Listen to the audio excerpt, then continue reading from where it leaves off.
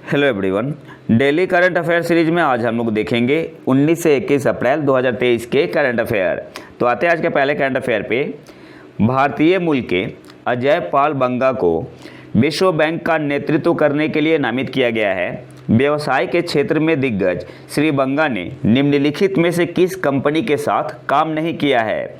आपके पास ऑप्शन है। Option A PepsiCo, option B है अमेजन, ऑप्शन सी है नेस्ले, ऑप्शन डी है मास्टर कार्ड। सही आंसर यहाँ पे क्या होगा?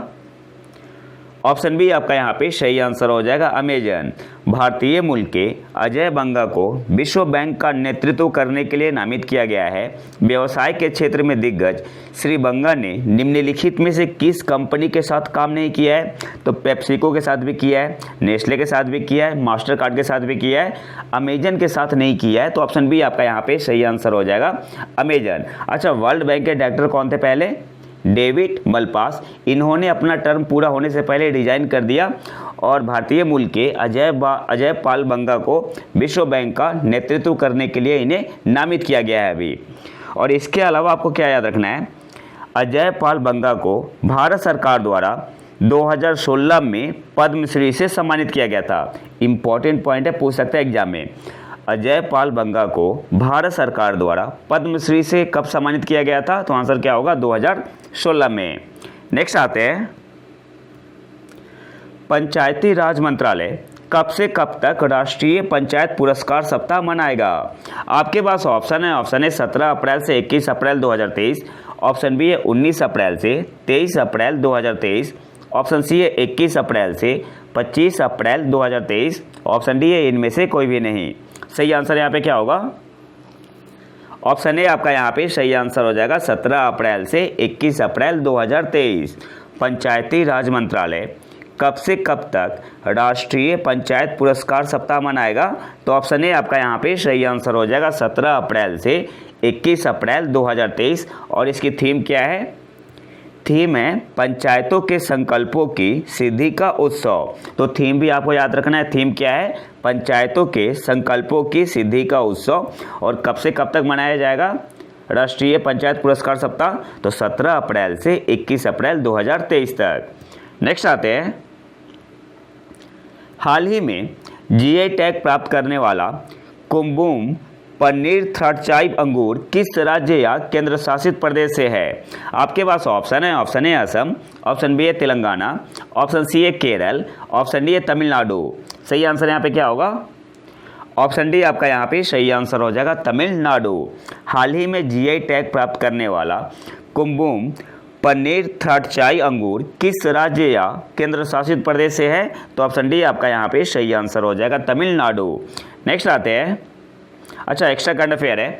राजस्थान की नंदिनी गुप्ता को फेमिना मिस इंडिया वर्ल्ड 2023 का ताज पहनाया गया है। आपसे एग्जाम में पूछ सकता है, फेमिना मिस इंडिया वर्ल्ड 2023 कौन बना है? नंदिनी गुप्ता।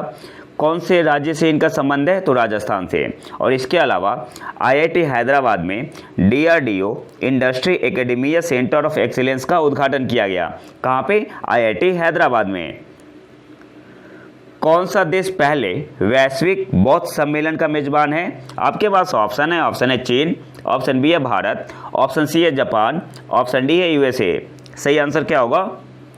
ऑप्शन बी आपका यहाँ पे सही आंसर हो जाएगा, भारत। कौन सा देश पहले वैश्विक बौद्ध सम्मेलन का मेजबान है? तो ऑप्शन बी आपका यहाँ पे सही आंसर हो जाएगा, भारत। और इसका उद्घाटन किसने किया? तो श्री नरेंद्र मोदी जी ने। और ये कहाँ पे हुआ? नई दिल्ली में। कहाँ पे हुआ?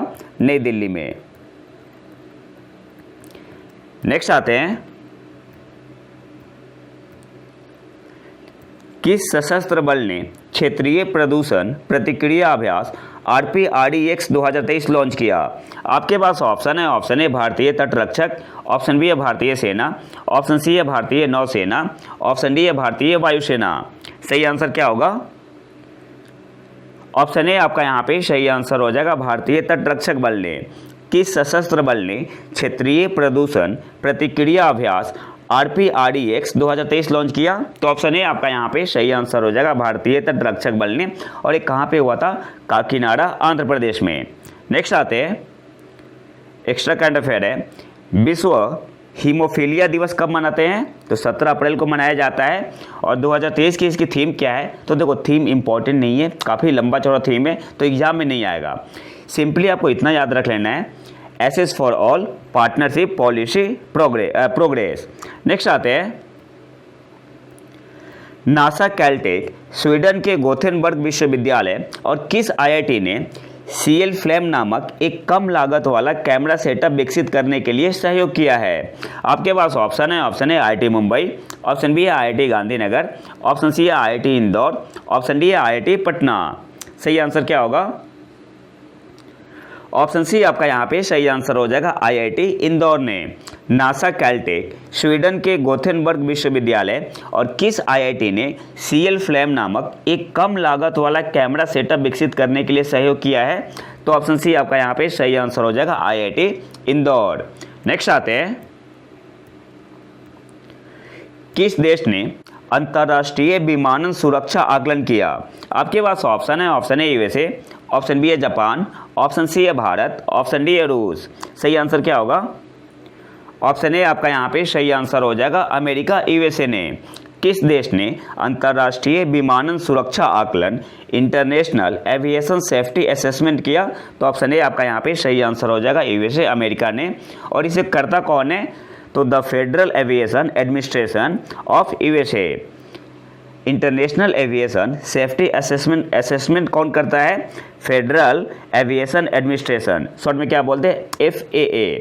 और क्या आपको याद रखना है यहाँ पे, जो भारत का international aviation safety assessment category है, इसे कैटेगरी 1 में कंटिन्यू रखा गया है। और कंटिन्यू रखने का मतलब, कैटेगरी 1 का मतलब क्या हुआ? अगर किसी भी देश का एयर कैरियर कैटेगरी 1 में है, इसका मतलब क्या हुआ? जो कंट्री है are permitted to operate expand their services to destination in the USA and code share with US air carrier. और जो भारत का international aviation safety assessment category है, किस में रखा गया है? कैटेगरी 1 में रखा गया है, इसे कंटिन्यू रखा गया है कैटेगरी 1 में ही। और किसने डिसाइड किया है? तो फेडरल एविएशन एडमिनिस्ट्रेशन, जो कि कहाँ का है? USA का। नेक्स्ट आते हैं, हाल ही में केंद्रीय मंत्री डॉक्टर जितेंद्र सिंह ने पोर्टल लॉन्च किया जो संभावित युवा स्टार्टअप को जोड़ने और पहचानने में मदद करेगा। उस पोर्टल का नाम क्या है? आपके पास ऑप्शन है, ऑप्शन ए युवा पोर्टल, ऑप्शन बी है हेल्प पोर्टल, ऑप्शन सी है स्टार्टअप पोर्टल, ऑप्शन डी है इनमें से कोई भी नहीं। सही आंसर क्या होगा? ऑप्शन ए आपका यहाँ पे सही आंसर हो जाएगा, युवा portal.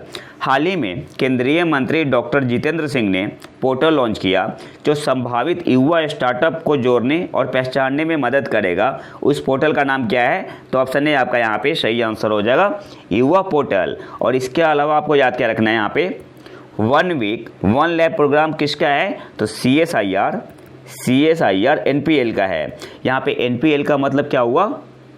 National physical laboratory. Next आते हैं,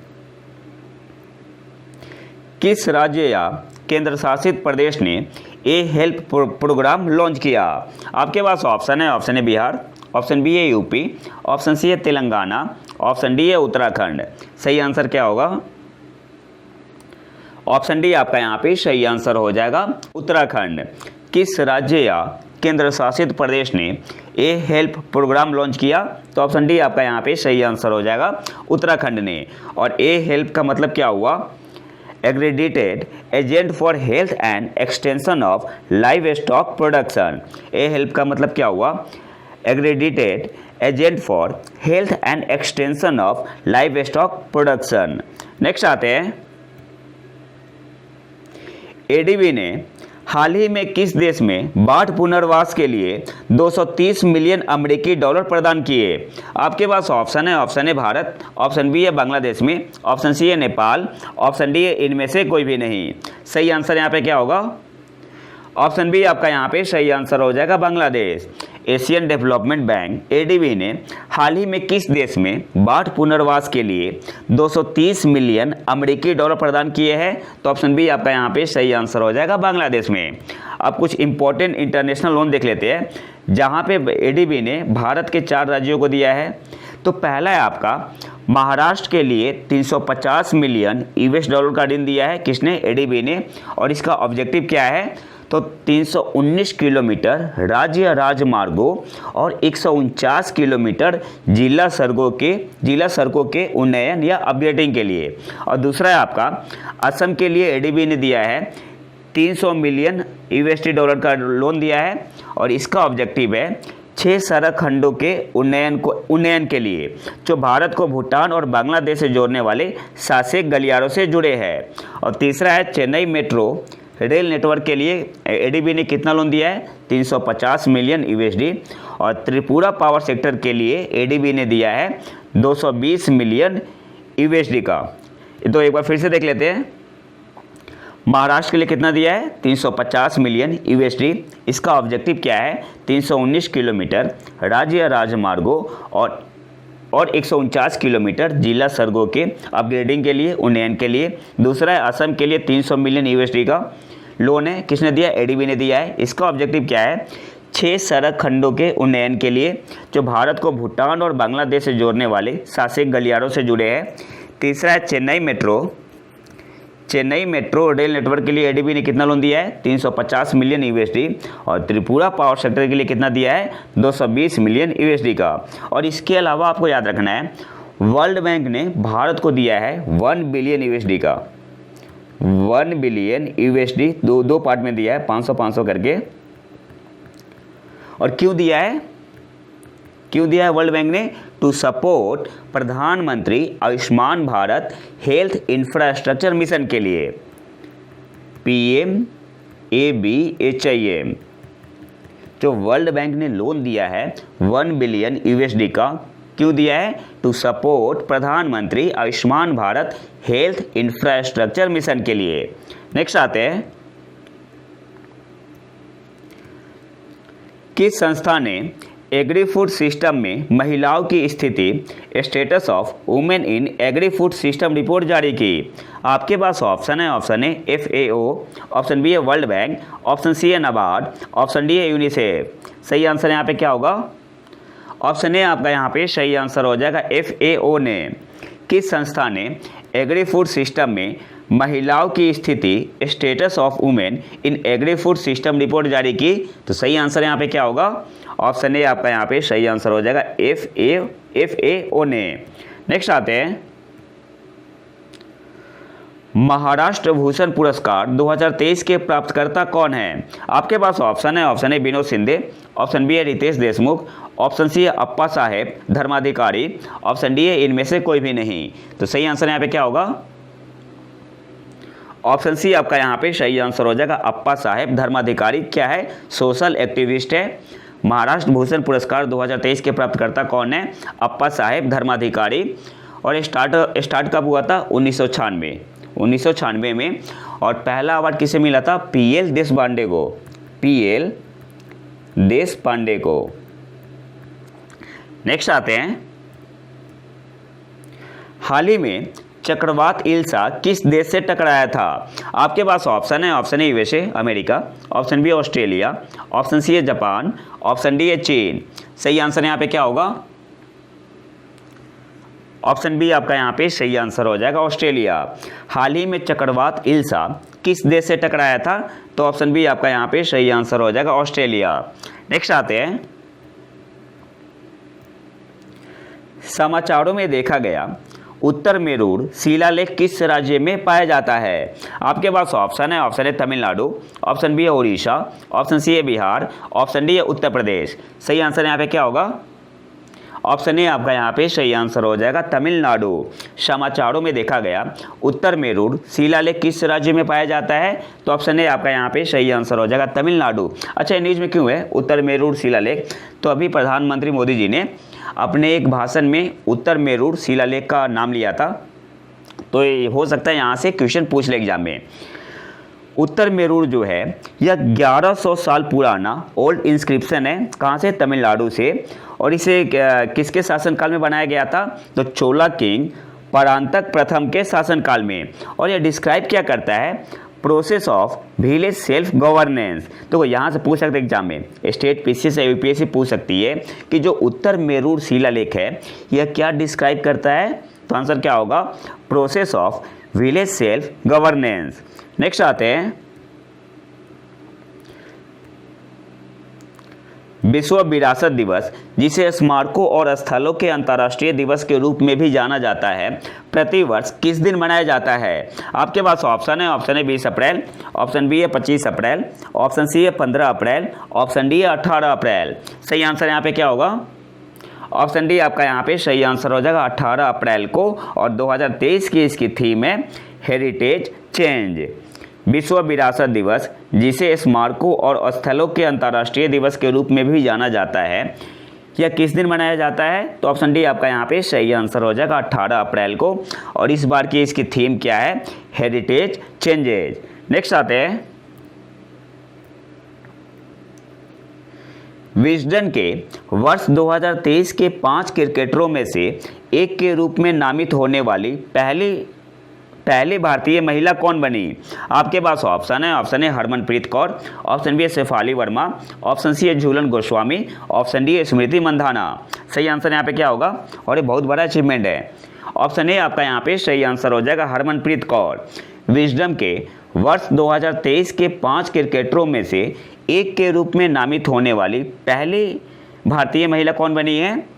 तो ऑप्शन ए आपका यहाँ पे सही आंसर हो जाएगा हरमनप्रीत कौर। और इसके अलावा सूर्य कुमार यादव को विजडन क्रिकेटर्स अल्मनैक के 2023 संस्करण में leading T20 cricketer of the year के रूप में शामिल किया गया है। किसे? सूर्य कुमार यादव को। नेक्स्ट आते हैं वैज्ञानिकों ने EMIC तरंगों की पहचान की है, जो भारतीय अंटार्कटिक स्टेशन मैत्री में प्लाज्मा तरंगों का एक रूप है, और इसकी विशेषताओं का अध्ययन किया है।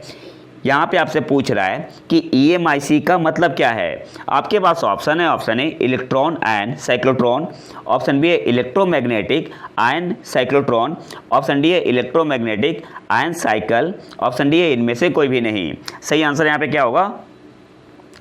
ऑप्शन बी आपका यहाँ पे सही आंसर हो जाएगा electromagnetic ion cyclotron.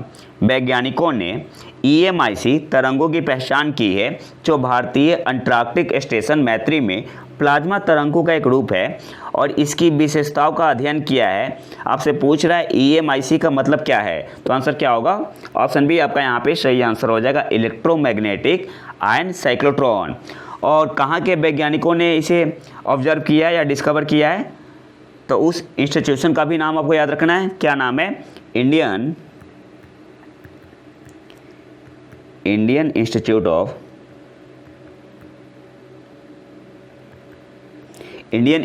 Of Geomagnetism. Geo पूछ सकता है एग्जाम में, geo magnetism, Indian Institute of Geomagnetism. और आपको क्या याद रखना है?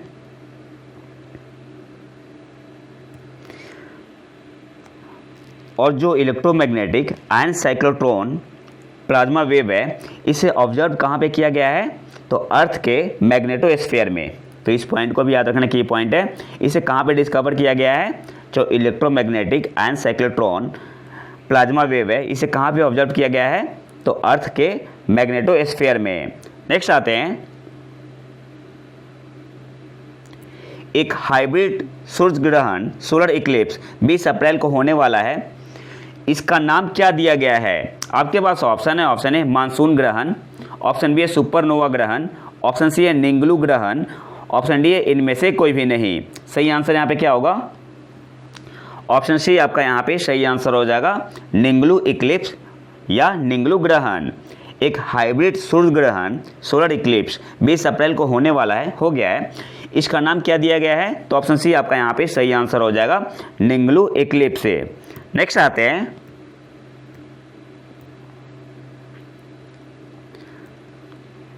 Riven Ramaty high energy solar spectroscopic imager NASA का एक सैटेलाइट है, जिसे नासा ने किस वर्ष लॉन्च किया था? आपके पास ऑप्शन है, ऑप्शन ए 2002 में, ऑप्शन बी है 2005 में, ऑप्शन सी है 2014 में, ऑप्शन डी है 2018 में। सही आंसर यहाँ पे क्या होगा? ऑप्शन ए आपका यहाँ पे सही आंसर हो जाएगा 2002 में।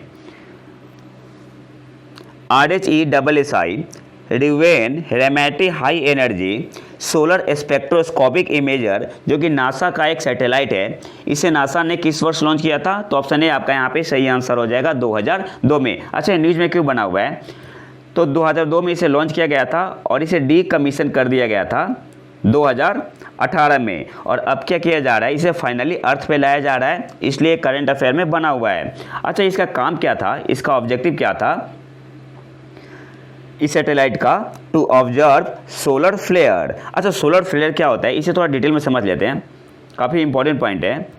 तो एक्चुअली होता क्या है, सन के सरफेस पे कुछ ऐसी जगह होती है जहाँ पे ग्रेविटी सबसे ज़्यादा होती है, उसे क्या बोलते हैं? जैसे आप यहाँ पिक्चर में देख सकते हैं, यहाँ पे ग्रेविटी सबसे ज़्यादा है और इसे बोलते हैं सन स्पॉट।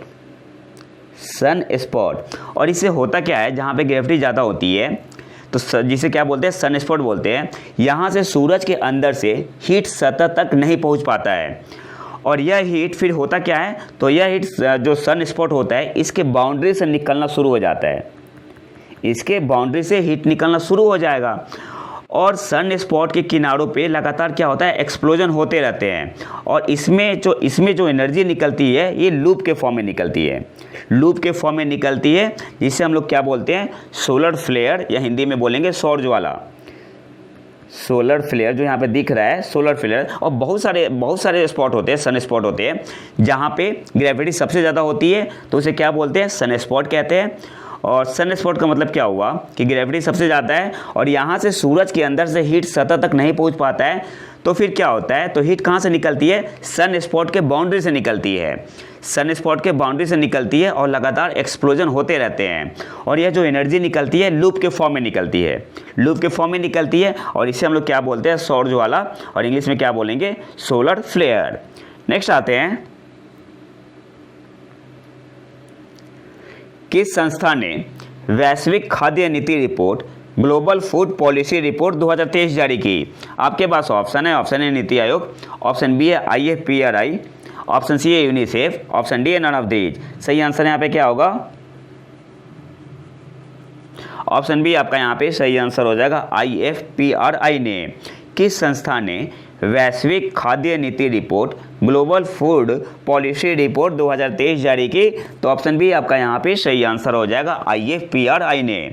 तो ये तो था हमारा आज का लेक्चर। अगर आपको इसका PDF चाहिए तो आप हमारे टेलीग्राम चैनल प्रतीक IQ को ज्वाइन कर सकते हैं, और अगर वीडियो पसंद आए तो वीडियो को लाइक जरूर करें और चैनल को सब्सक्राइब जरूर कर लें। मिलते हैं नए वीडियो में नए टॉपिक के साथ, तब तक के लिए नमस्कार, जय हिंद।